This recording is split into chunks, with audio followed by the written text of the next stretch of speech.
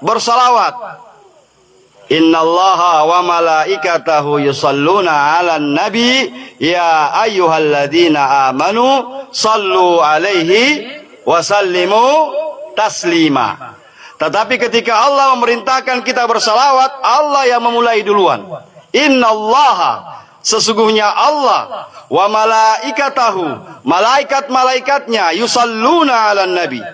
Allah berikan contoh dulu kita bahwasanya Allah bersalawat, malaikat bersalawat. Malaikat itu makhluk Allah yang mulia. Malaikat itu tidak berdosa. Malaikat tidak punya dosa. Wal malakul ladzi bila abin wa malaikat itu tidak punya abi, tidak punya papa. Wala tidak punya mama. La akla la syurba wala nauma lahum. Malaikat itu tidak makan, tidak minum, tidak tidur. Itu malaikat. Jadi kita manusia jangan ikut malaikat. Kalau ada manusia sudah tidak mau makan, tidak mau minum, berarti dia sudah mau jadi malaikat ya. Kalau ada manusia yang sudah tidak mau tidur, berarti dia sudah mau cari posisi malaikat. Kita manusia makan, minum. Malaikat bersalawat, Bapak. Bahkan mungkin pernah saya ceritakan di sini, ketika Nabi SAW Isra Mi'raj. Naik dari dari Masjidil Aqsa, Mi'raj, dari langit pertama, kedua, ketiga, sampai selanjutnya, Nabi pernah berjumpa dengan seorang malaikat. Malaikat itu dalam keadaan menangis. Lalu ditanya sama Rasulullah, sama Jibril, wahai Jibril, kenapa malaikat ini? Kata Jibril, wahai Muhammad, ketahuilah malaikat ini dipotong sayapnya oleh Allah. Jadi malaikat itu punya sayap, Pak. Dipotong sayapnya oleh Allah. Dia tidak bisa terbang kemana-mana lagi. Dia tidak bisa bergerak kemana-mana lagi. Penasaran Nabi. Lalu Nabi tanya, apa dosanya sampai dia dipotong sayapnya oleh Allah? Maka kata Jibril, ketika namamu disebut wahai Muhammad, malaikat ini tidak bersalawat kepadamu. Seluruh malaikat bersalawat, dia diam saja, tidak bersalawat. Sebagai hukuman dari Allah, dipotong sayapnya. Jadi sekarang kalau disebut nama Nabi Muhammad sama kita, Pak, jangan coba-coba tidak berani, tidak bersalawat. Ya, kita tidak punya sayap. Tetapi kalau dipotong kita punya pilah-pilah tangan ini. Ya, jadi bersalawat. Ketika disebut nama Nabi Muhammad, Allahumma salli wa sallim wa barik alaihi wa ala ali. Bapak-bapak, ibu-ibu, kita ini di takziah. Takziah ini insyaallah sarana buat kita untuk mempertebal iman. Iman kita ini jadidu imanakum. Perbaharui imanmu saatan fasaatan. Perbaharui iman itu dengan cara banyak mendengar petua agama. Kata Nabi, kalau badan kita ini, tubuh kita ini tidak diberi makan 3 hari lamanya, 3 hari tidak dikasih makan, tidak dikasih minum, mati kita punya badan. Begitu juga kata Nabi, kalau 3 hari 3 malam hati kita ini tidak diisi dengan makanan rohani, mati hati kita. 3 hari 3 malam tidak dengar ceramah, 3 hari 3 malam tidak pernah dengar mengaji, 3 hari 3 malam tidak pernah dengar orang salawat, tidak pernah dengar orang istighfar. Ya, maka kita harus rajin bersalawat supaya hati kita bersih. Orang tanya, Ustadz, mana yang lebih dahulu, istighfar atau salawat? Maka ulama Ibnul Qayyim menjelaskan, istighfar itu ibaratnya sabun, salawat itu ibaratnya minyak wangi. Periksa dirimu. Kalau kau dirimu merasa diri kotor, istighfar perbanyak dulu. Tetapi begitu merasa diri, mungkin istighfarku sudah banyak ini, tambah lagi dengan minyak wangi. Orang kalau tidak ada salawatnya tidak wangi, Bapak. Ya, biar dia hafal Quran, biar dia panggil ulama apa, tapi tidak pernah salawat. Mukanya saja tidak ada cahayanya, tidak ada nurnya. Ya, tetapi kalau coba lihat anak-anak majelis, ya, padahal mereka orang biasa-biasa saja, tapi masya Allah, karena salawat banyak, cahayanya luar biasa, doanya diijabah Allah. Bapak-bapak, ibu-ibu, kaum muslimin muslimat yang dirahmati Allah. Baik. Ini kehidupan kita ini. Ada kehidupan sebelumnya. Kita ini manusia, bukan manusia yang pertama di dunia ini. Baik, saya ceritakan. Suatu saat Nabi SAW ditanya oleh sahabat Nabi, "Ya Rasulullah, aina Rabbuna qabla kulli syai'?" Di mana Tuhan kita ini ketika semuanya ini belum ada? Bayangkan Bapak, ketika dunia, arsy, kursi, seluruh ciptaan ini belum ada, di mana posisinya Allah Subhanahu wa taala? Ini yang tanya ini Bapak, orang-orang Yaman. Maka orang-orang Yaman itu terkenal dari dulu, kata Rasulullah, al-fiqhul yamani. Kalau mau belajar hukum Islam sama orang Yaman, jangan belajar tempat lain. Supaya menjadi ulama, orang Yaman rujukan kita. Maka alhamdulillah orang-orang akhirat itu rujukan kita. Habib Idrus bin Salim Al-Jufri, beliau memang orang kelahiran Yaman, Hadramaut, ya. Ada Syekh Abu Bakar bin Salim, Sahibul Inat, ada Al-Habib Ali bin Muhammad bin Husain Al-Habsyi, Sahibus Seyun, semuanya orang ulama-ulama dari sana. Kita belajar. Bayangkan di zaman Nabi mereka sudah bertanya, "Ya Rasulullah, di mana posisinya Allah ketika semuanya ini belum ada?" Maka Rasulullah menjawab bahwa Allah itu berada di a'la. Di a'la itu kata Rasulullah, di atasnya fauqahu, di atasnya tidak ada kehidupan, di bawahnya tidak ada kehidupan. Coba kita pikir. Tidak ada udara di atas, tidak ada udara di bawahnya, di situ posisi Allah. Di mana posisinya? Wallahu alam. Sengaja Rasulullah menggambarkan ini supaya jangan sampai bertanya lagi. Maka Rasulullah membawa suatu surah dalam Al-Quran. Huwaladzi khalaqas samawati wal ardi fi sittati ayyam summa stawa ilal arsh. Seluruh yang ada ini Pak diciptakan oleh Allah fi sittati ayyam, 6 hari. 6 hari Bapak. Seluruh yang ada ini sittati ayamin summa stawa ilal arsh. Di hari ke-7 Allah sudah bertahta di arsy-Nya Allah Subhanahu wa taala. Ya. Maka dalam agama kita ini hari itu bukan hari Senin awalnya. Hari Senin itu kalau kita sekarang jadinya hari Senin hari pertama. Padahal hari Ahad, hari Minggu. Ahadun 1, Isnaini 2. Maka kenapa Nabi lahir hari Senin? Itu hikmahnya. Nabi lahir hari Senin, hikmahnya bahwa Allah Ahad, Nabi yang kedua. Allah yang Asa, Nabi kedua hari Senin lahirnya. Maka kenapa itu hikmah Nabi lahir hari Senin? Nabi lahir hari Senin, Nabi hijrah hari Senin, Nabi menikah hari Senin, Nabi wafat hari Senin. Pertanyaannya, kita umat Muhammad harus lebih cinta hari Senin atau hari Minggu? Tapi pada kenyataannya orang lebih suka hari Minggu, libur. Besok lagi hari Senin, malas. Pi kantor lagi Pak Imam. Baru bilang cinta Nabi, hari Senin tidak suka. Padahal hari Senin itu yang bagus. Ya, Nabi hari Senin lahir. Wa ja'ala wa khalaqallahu turab yaumal ahad. Sambungnya ya. Allah menciptakan tanah itu di hari Ahad, hari Minggu. Yaumas Sabat, hari Ahad, ya bukan hari Ahad. Hari Ahad Allah bertahta hari Sabat, hari Sabtu. Maka kalau kita mau tanah, pondasi tanah, olah tanah pertama, itu mudah-mudahan kalau kita dapat hari Sabtu insya Allah bagus.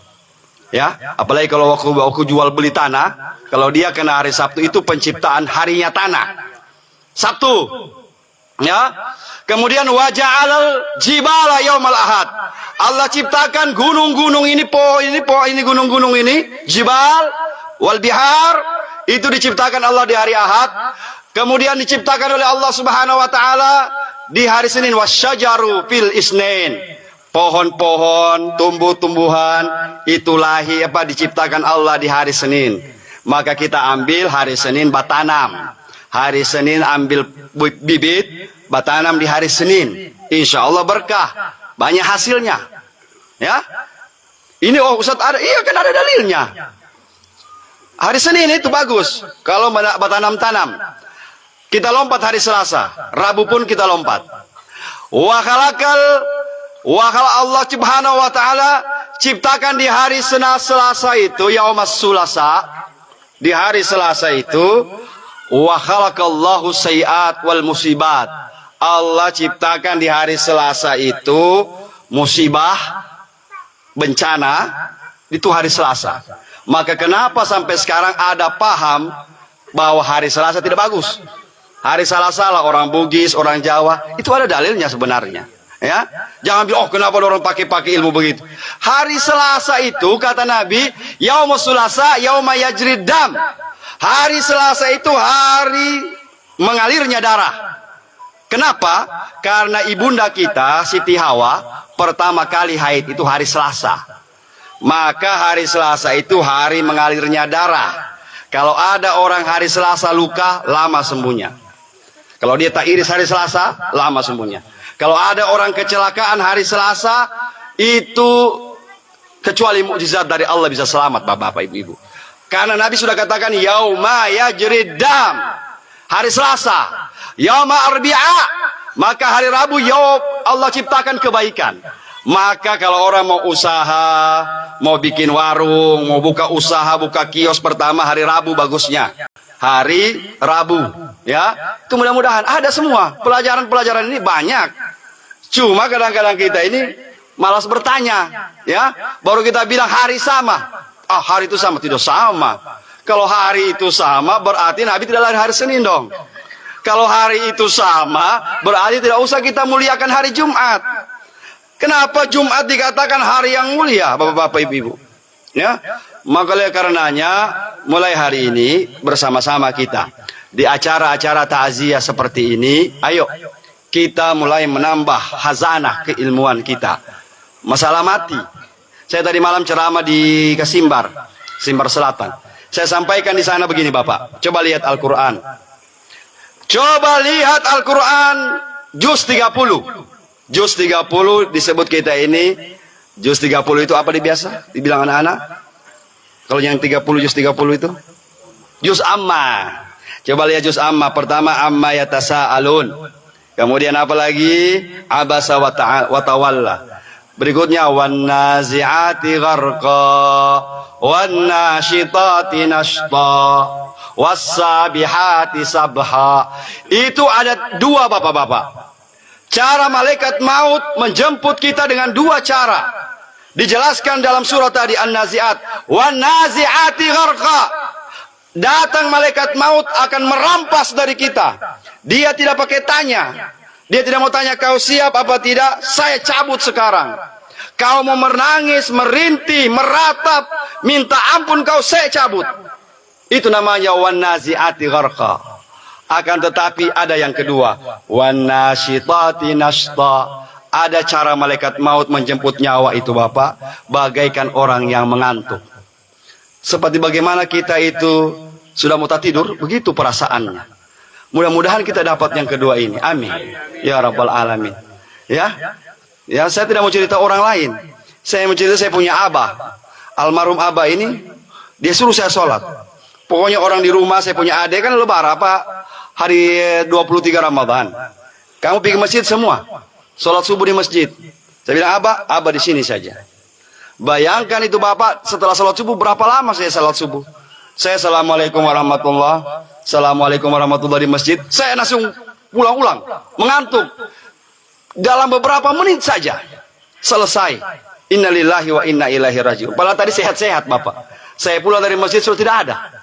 Berarti peristiwanya cepat. Mudah-mudahan kita oleh Allah Subhanahu wa taala ini diberikan mati cepat begini. Kenapa mati cepat enak? Karena posisi napas ditarik oleh Allah itu, oleh malaikat pencabut nyawa itu, nauzubillahi min dzalik. Kita akan ketakutan Bapak-bapak Ibu. Suatu saat malaikat pencabut nyawa datang sama Nabi Ibrahim. Wahai Ibrahim, assalamualaikum. Nabi Ibrahim tahu ini. Malaikat itu kan bisa berubah apa saja. Malaikat bisa berubah jadi hewan. Malaikat bisa berubah jadi manusia. Hati-hati. Jangan remehkan manusia. Apalagi manusia yang kita kenal. Siapa ini? Baru kita pandang enteng, jangan-jangan malaikat itu. Ya. Pernah ada kejadian beberapa terbakar pasar itu. Saya punya teman cerapah, telepon saya. Terbakar pasar di daerah Samarinda, pasar besar itu. Awalnya ada seorang nenek-nenek, macam pengemis begitu. Datang minta air. Tidak dikasih. 5 menit setelah itu, habis. Tidak ada yang tersisa. Saya bilang jangan-jangan malaikat yang datang bapak-bapak ibu-ibu. Karena malaikat itu bisa berubah apa saja. Datang sama Ibrahim. Oh ente malaikat pencabut nyawa? Iya. Coba saya lihat mukamu bagaimana kau mencabut nyawa orang-orang baik. Kata malaikat pencabut nyawa, saya kalau cabut nyawanya orang baik, orang sholat, saya pakai muka sebelah kanan. Coba saya lihat, tutup mata. Begitu dilihat, Masya Allah, kata Nabi Ibrahim. Kalau ini saja cuma melihat mukamu saja yang luar biasa gantengnya ini, orang sudah tidak suka surga. Karena indahnya wajahmu, wahai malaikat pencabut nyawa. Sekarang, saya mau lihat bagaimana kau punya muka ketika mencabut nyawanya orang durhaka. Dia kasih lihat yang muka kiri. Tapi dia bilang itu belum. Ketika saya mau mencabut nyawanya orang yang durhaka sama Allah, durhaka sama orang tuanya, maka saya pakai muka yang di belakang. Nah, 4 itu malaikat pencabut nyawa, 4 mukanya Pak. Muka kanan, muka kiri, muka atas, muka belakang. Dia kasih lihat muka belakang Pak. Pingsan Nabi Ibrahim. Melihat wajah belakangnya saja pingsan. Bagaimana ngerinya bapak-bapak ibu-ibu. Oleh karenanya mudah-mudahanlah kita oleh Allah Subhanahu wa taala nanti ketika dicabut nyawa kita dia pakai muka kanan. Ya amin ya rabbal alamin. Kita coba amin amin saja ini. Ya. Subhanallah. Tetapi dalam sejarah mulai dari manusia pertama sampai yang terakhir hanya ada satu manusia yang didatangi oleh malaikat pencabut nyawa. Begitu datang rupanya ini malaikat menyamar jadi manusia. Assalamualaikum. Waalaikumsalam. Anta kalimullah. Kau orang-orang yang bercakap dengan Allah. Kata Nabi Musa, "Na'am, saya sudah Musa." Nabi Musa tanya, "Ente siapa?" Kebetulan ini dia berubah malaikat pencabut nyawa, berubah menjadi manusia. Kata malaikat pencabut nyawa, "Wahai Musa, sudah saya makhluk yang paling ditakuti oleh makhluk lain. Sudah saya yang memisahkan antara suami istri. Sudah saya yang bikin janda orang. Sudah saya yang bikin anak jadi yatim. Saya malakul maut. Sayalah malaikat pencabut nyawa." Dia gertak Nabi Musa. Dia kira Nabi Musa takut. Jadi tujuanmu datang kemari Bapak? Saya mau cabut nyawamu. Begitu bilang cabut nyawa Pak, dia angkat tangannya, dia tampeleng Nabi Musa. Malaikat pencabut nyawa pernah satu kali ditampeleng manusia. Nabi Musa yang tampeleng. Ini kisah nyata. Ada dalam hadis Sahih Bukhari, Sahih Muslim, coba dipelajari. Yang ceritakan Rasulullah. Kata Rasulullah pernah itu malaikat pencabut nyawa ditampeleng sama Nabi Musa. Cuma karena saking hebatnya Nabi Musa itu, Pak coba lihat dalam Al-Quran. Nabi Musa pernah lari dari Fir'aun. Dia pukul anak buahnya Fir'aun. 1 kali los, tidak singgah langsung balik papan, tidak singgah IGD. Ya, 1 kali dia pukul Fir'aun punya itu. Habib saya cerita, Habib Hussein bin Syekh Abu Bakar, kalau dia bercerita Bapak Habib Gola, itu mirip kita masuk di tempatnya. Dia cerita, kamu tahu itu Nabi Musa, dia punya tinggi, kalau Nabi Adam itu 70 ziraan. Nabi Adam itu 70 hasta. Kalau di meter 40 meter. Tak lewat-lewat kelapa itu Nabi Adam. Tetapi kalau Nabi Musa di bawah sedikit, sekitar tingginya Nabi Musa itu sekitar 200 meter. 200 meter Pak. Dia punya tangan itu kata Habib, dia punya jari-jari ini macam pisang Ambon. Macam pisang Ambon. Bagaimana dia punya pajak guru itu? Tangkis juga itu. Pisang Ambon 5 biji. Dia hantam malaikat pencabut nyawa, pecah Pak. Apa yang pecah? Bukan pecah, dia punya mata tak keluar dalam hadis itu. Sampai-sampai mata malaikat pencabut nyawa keluar, dihantam oleh Nabi Musa. Pergi lapor sama Allah. Lapor ya Allah. Begitulah bahasa saya ini. Engkau utus saya ya Allah sama orang yang anti mati. Dia tidak suka mati, ya Allah. Dia jengkel mati. Buktinya saya dia tampeleng ini sampai tak keluar saya punya mata. Kata malaikat pencabut nyawa. Kata Allah, Israel, turun ulang kau sama Nabi Musa. Oh, saya takut, ya Allah. Turun kau sama Nabi Musa, sampaikan sama Nabi Musa, taruh tangannya itu di tubuhnya sapi. Berapa bulu sapi yang dia dapat pegang, kata Allah, begitu umurnya. Sampaikan sama dia. Turun malaikat pencabut nyawa, wahai malaikat Musa, Allah titip pesan sama kau.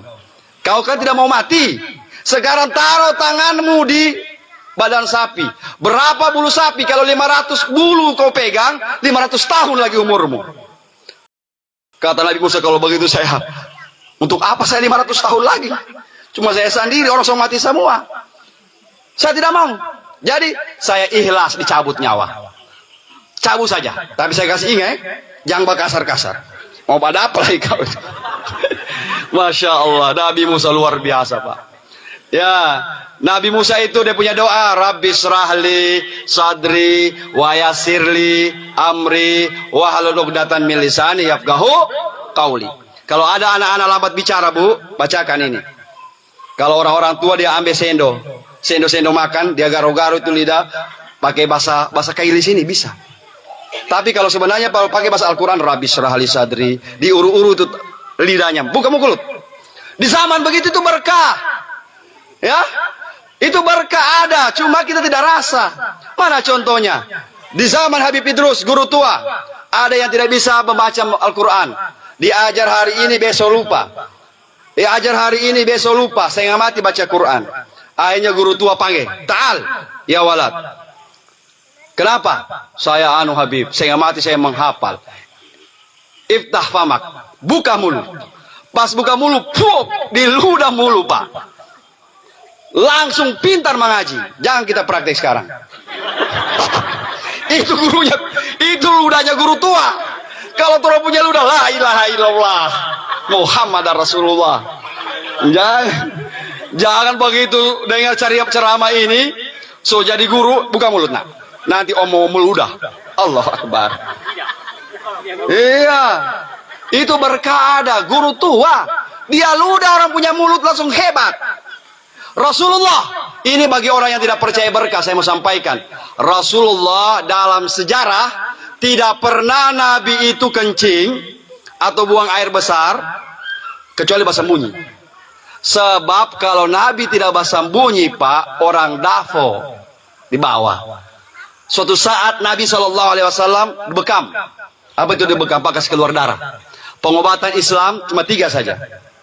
Pengobatan Islam cuma 3. 1, ruqyah, dibacakan ayat-ayat suci Al-Quran. Itu yang biasa kita buat.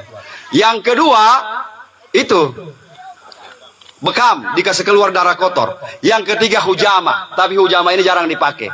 Nabi bilang terlalu berbahaya, Pak Imam. Kenapa berbahaya?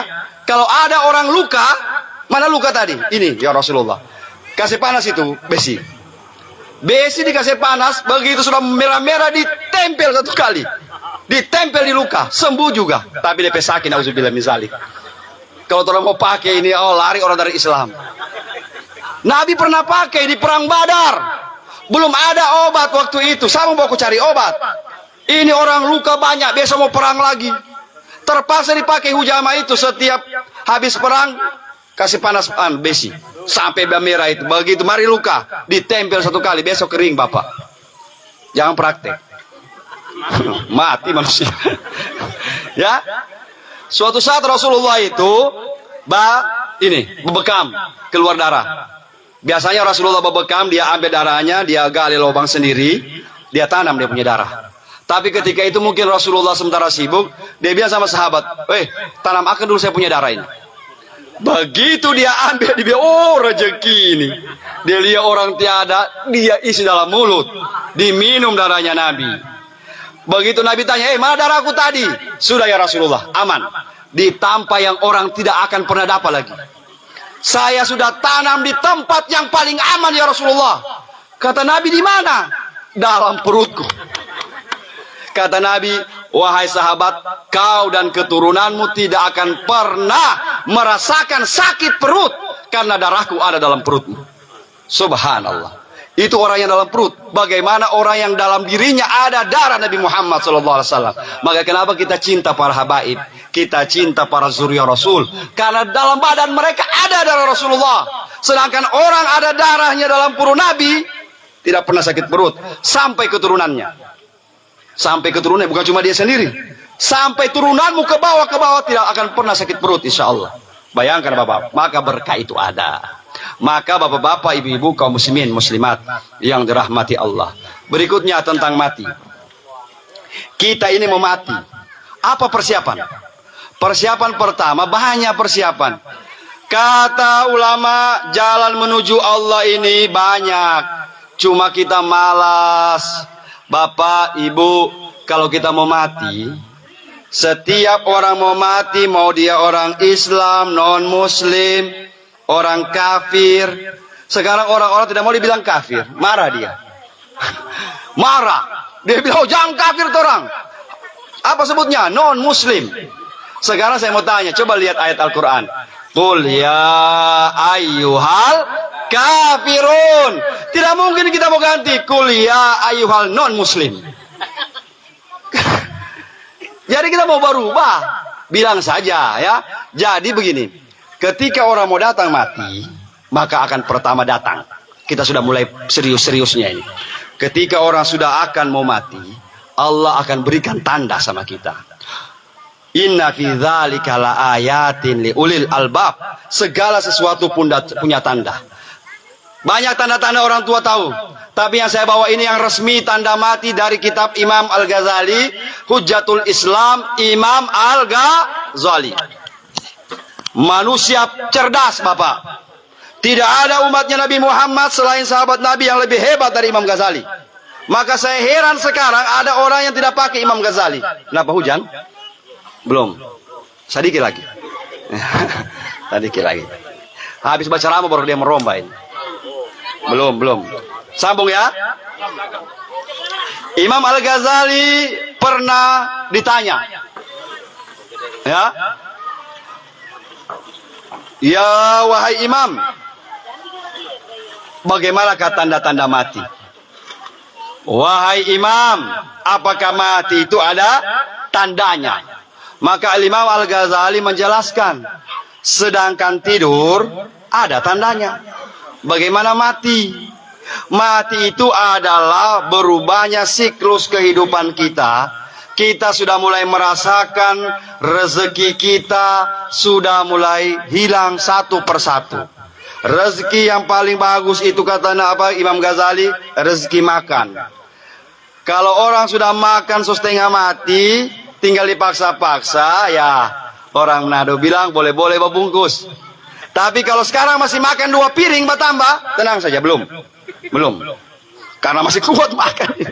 Rezeki. Maka kata Imam Ghazali 100 hari.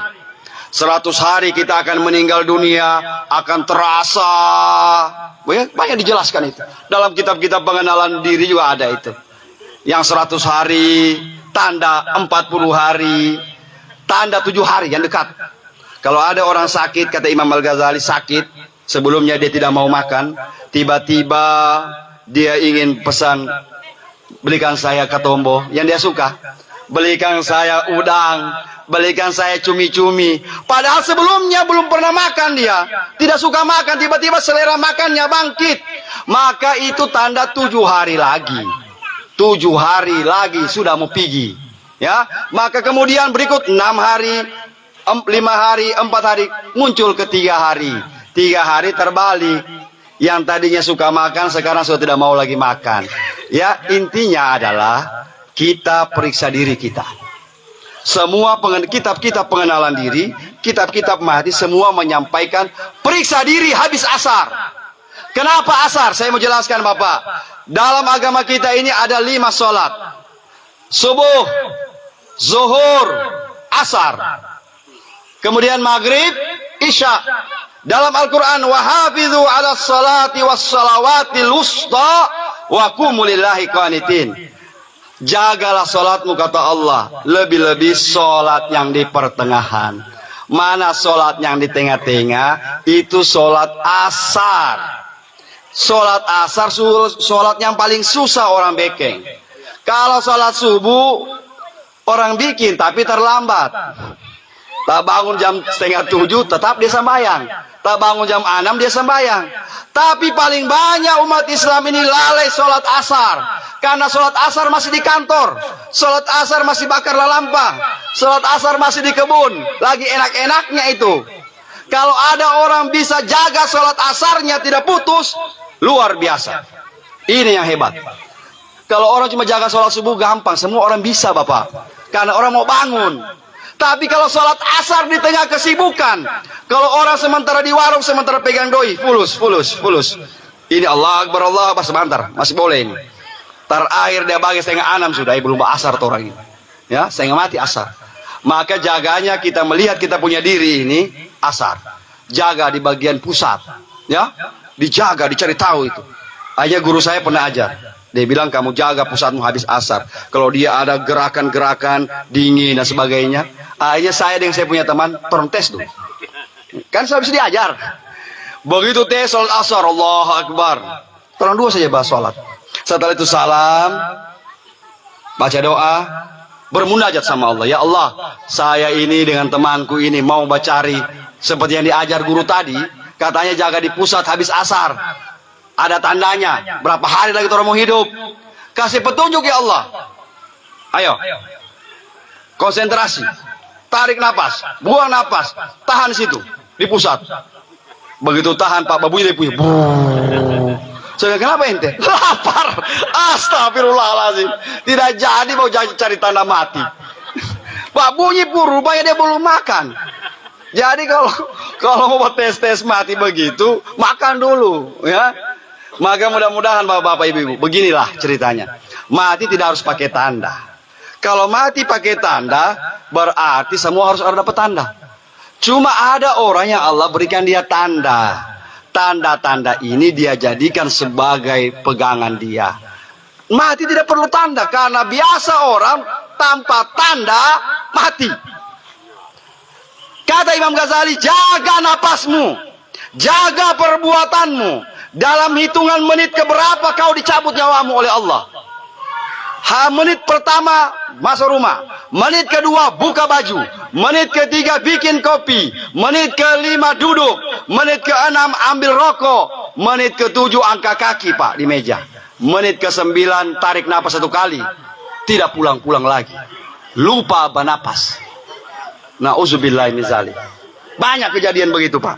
Saya punya teman ini mati luar biasa. Ini mengalami tanda-tanda ini Habib ada, sahabat bilang tidak ada.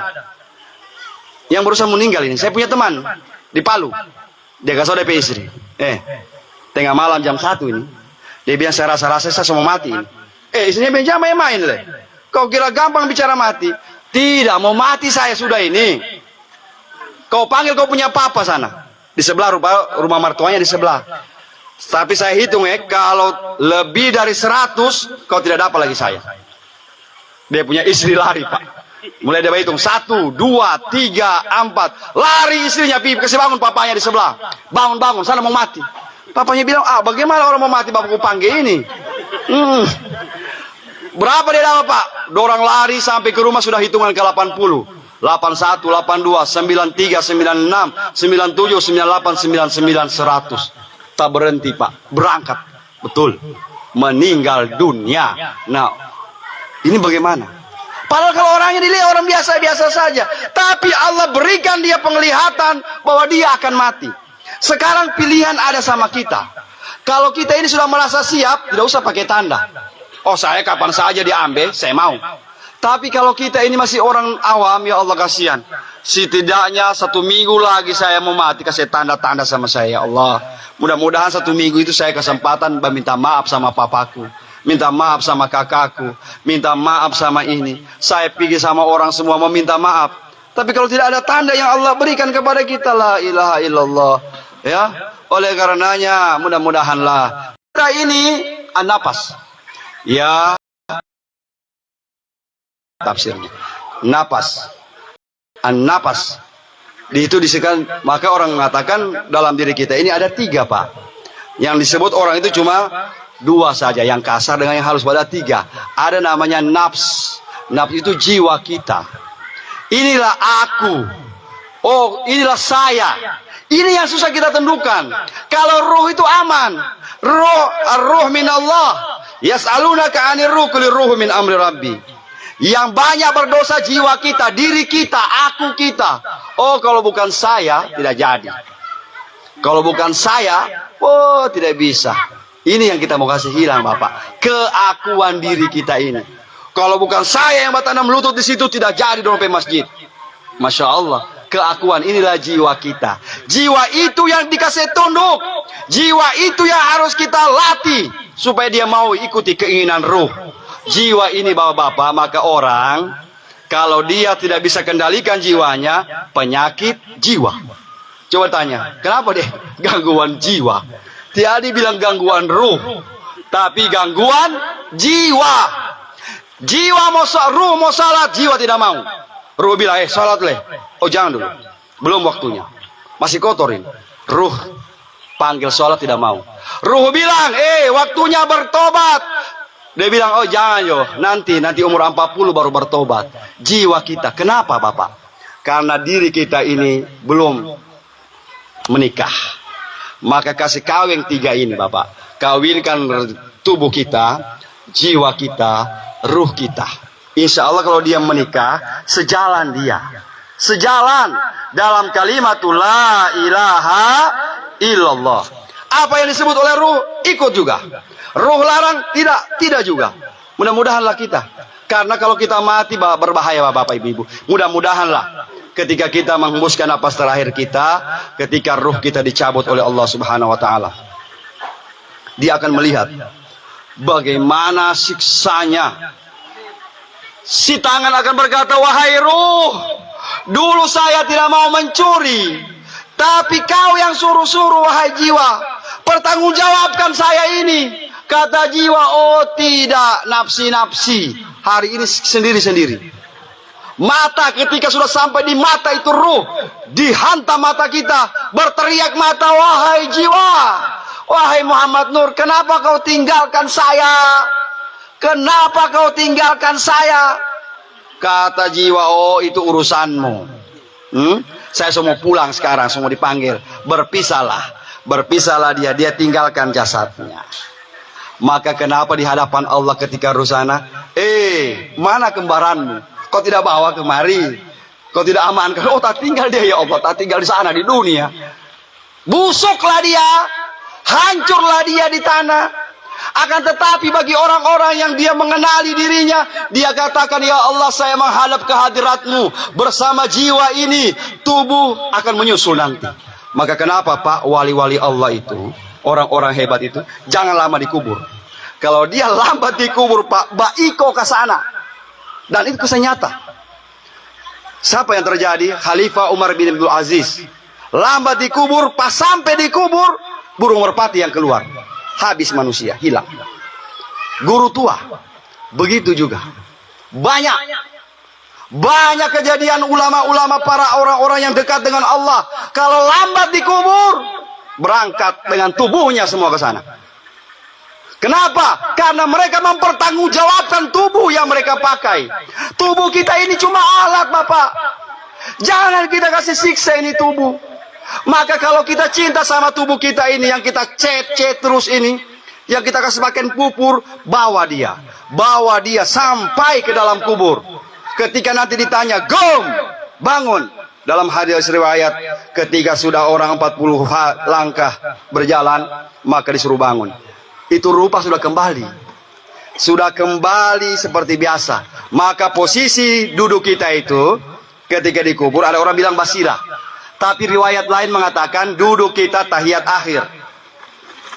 Baru orang tanya, Ustadz, yang disiksa di kubur itu badan saja atau dengan ruh? Pak, kalau cuma badan dia tidak rasa. Badan kita ini kalau sudah keluar ruh, biar mau dicincang-cincang tidak berasa lagi. Ya, maka yang dalam dikubur itu, yang ditanya sama malaikat mungkar nakir itu, ada ruh dan jasad kita. Ruh kita yang keluar, mati kita. Begitu dibawa dikubur Pak, Allah kembalikan lagi kita punya ruh. Pertanggungjawabkan. Kita macam hidup macam begini Pak. Tanya, man rabbuka? Ya? Maka kita talqin. Nah, ini perlu dijelaskan sedikit. Kenapa ada orang ditalqin? Berdasarkan lakinu mautakum bi kalimati la ilaha illallah. Sekarang ada orang tidak mau ditalqin, terserah.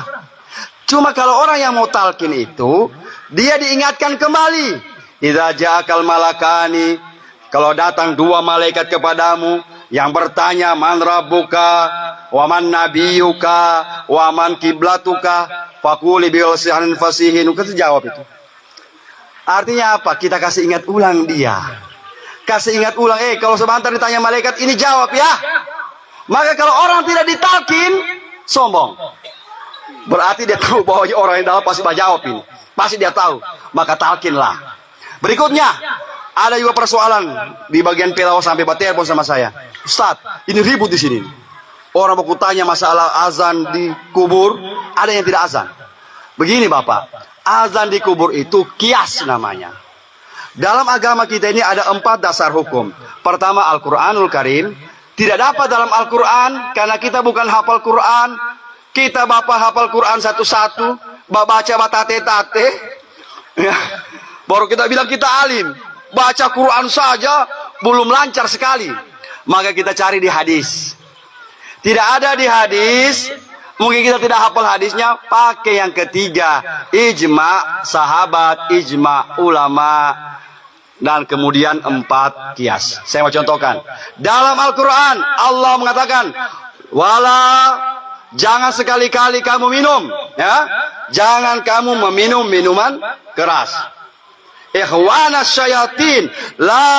Barang siapa yang makan minuman keras itu Pak, itu temannya setan. Tapi dalam Al-Quran tidak disebut secara rinci bagaimana. Cuma dibilang jangan meminum minuman keras. Dijelaskanlah oleh Nabi. Nabi jelaskan al-khamru kullu muskirin haram. Semua yang memabukkan itu haram. Nabi yang sampaikan. Tetapi Nabi tidak rinci lagi. Maka ijma ulama muncul. Apa kata ijma ulama? Al-khamru kaliluhu wa kasiruhu haram. Minuman keras itu banyak sedikit haram, tetap haram. Kalau kita tidak pakai ijma ulama Pak, berarti yang haram itu kalau 1 botol. Kalau teler, kalau tidak teler cuma 1 leper, tidak haram. Karena dibilangkan cuma yang memabukkan, ini kan tidak mabuk. Tetapi ulama lebih pertegas. Barang-barang yang memabukkan itu sedikit, apalagi banyak tetap haram.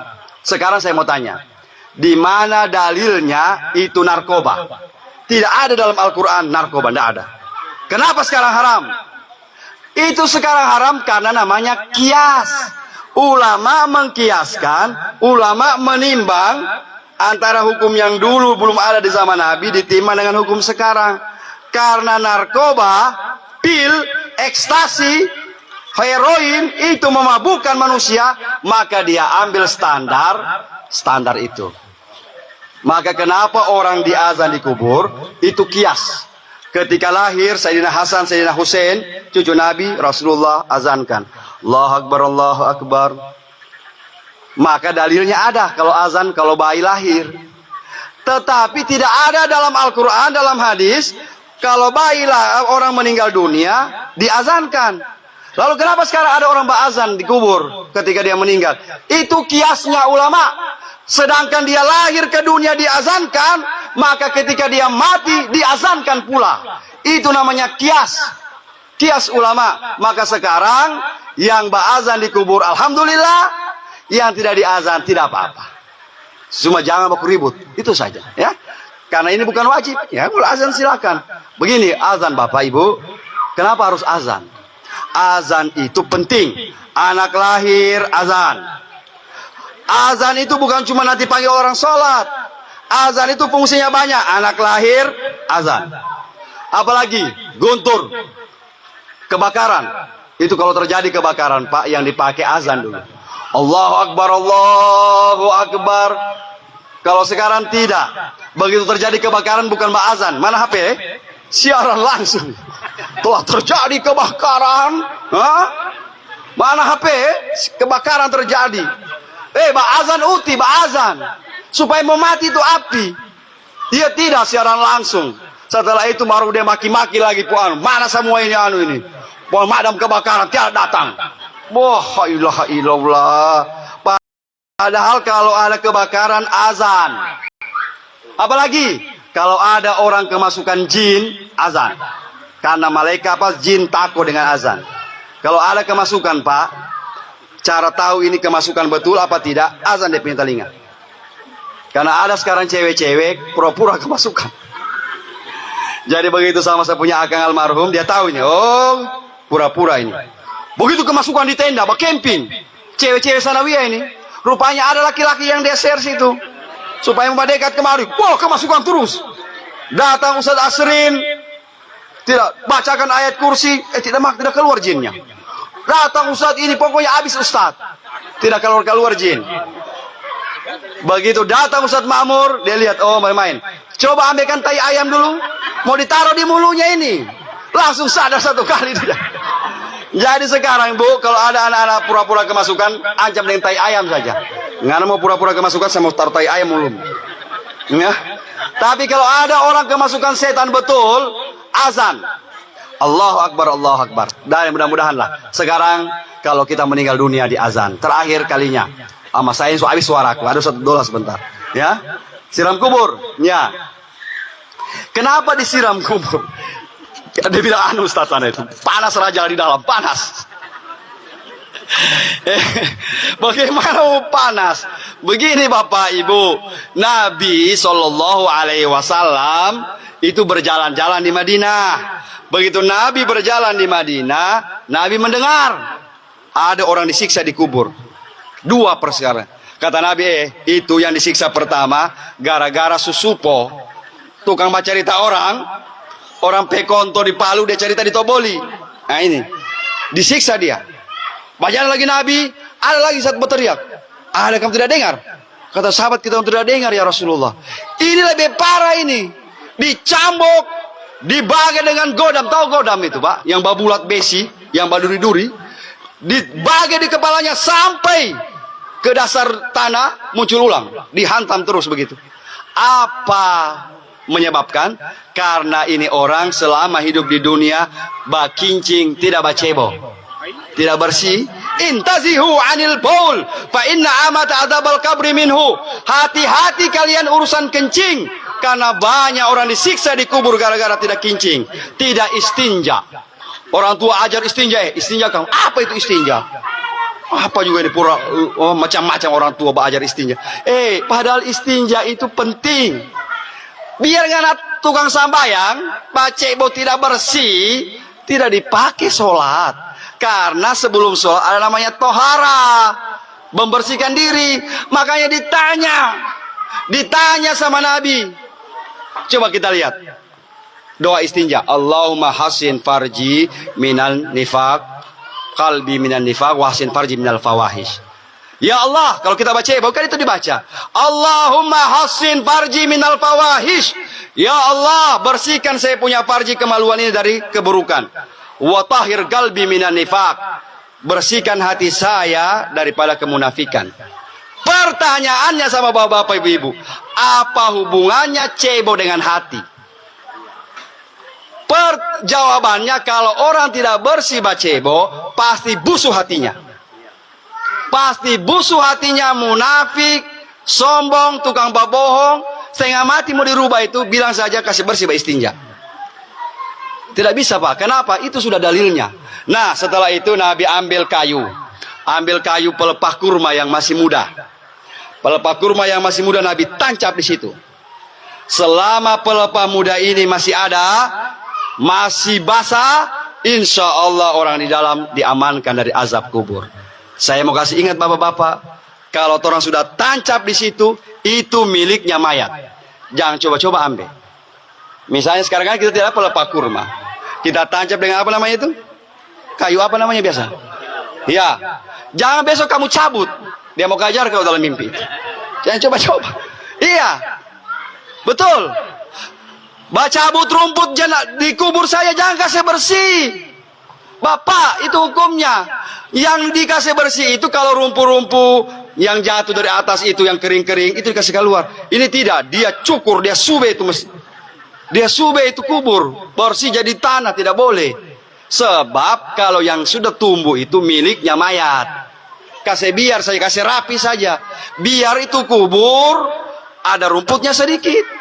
Jangan dikasih botak itu kubur. Karena kubur itu yang punya ada. Hah? Ini tidak Muhammad. Apalagi orang berpindah kubur. Sembarang saja ini sekarang. Main pindah-pindah kubur. La ilaha illallah. Sedangkan dia punya rumput tidak boleh diambil. Bagaimana mau pindah-pindah kubur? Kalau tidak ada uzur syariah. Misalnya ini dia punya kubur sudah dilewati jalan. Daripada orang mau lewat-lewat kasihan lebih dipindah. Itu boleh. Tapi kasihan dia punya kubur cuma dia sendiri di situ. DP papa, mama, omnya di sana semua. Tolong pindah saja. Tidak boleh bapak. Kalau dia sendiri sudah itu takdirnya Allah bilang dia di sendiri. Sekarang setelah itu Nabi ambil air. Nabi siramlah itu. Itu namanya kias. Bagaimana Allahumma ya Allah agsilhu bil ma'i was-salji wal barat. Ya Allah, sebagaimana dinginnya air ini ya Allah, dinginkan siksanya di dalam kubur. Maka kalau baca doa itu basiram kubur, kita niatkan ya Allah. Bukan kita niatkan kasih mandi dia. Kita niatkan ya Allah, sebagaimana dinginnya air ini, kasih dingin juga dia. Apa yang dibaca Ustaz? Silakan baca saja, banyak doa-doanya. Ada juga yang baca inna a'tainakal kausar. Ambil lagi dari kepala wassalli rabbika wanhar. Ambil lagi yang ketiga inna syani'aka huwal abtar. Dari kepala sampai bawah. Mulai lagi dari sana. Kalau begini masih bunga itu. Nah, siram bunga. Ya, masih bunga.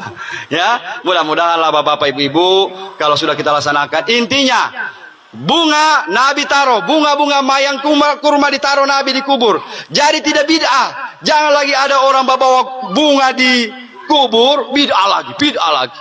Nabi taruh di situ bunga. Pengharum supaya harum. Cuma mohon maaf, jangan juga kubur sudah jadi bunga semua. Pol, tidak boleh juga itu. Sedikit saja, satu genggam, ya. Taruh bismillah ya Allah. Mudah-mudahan dengan cara ini kita aman insyaallah. Ini hujan semua turun.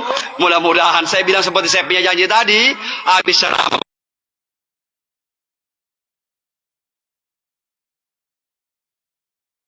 semoga almarhum husnul khatimah amin. Ya rabbal alamin. Insyaallah doa oleh Habib Abdullah. Akhirul kalam, mohon maaf kalau kurang, benarnya datang dari Allah. Wallahul musta'an. Assalamualaikum warahmatullahi wabarakatuh.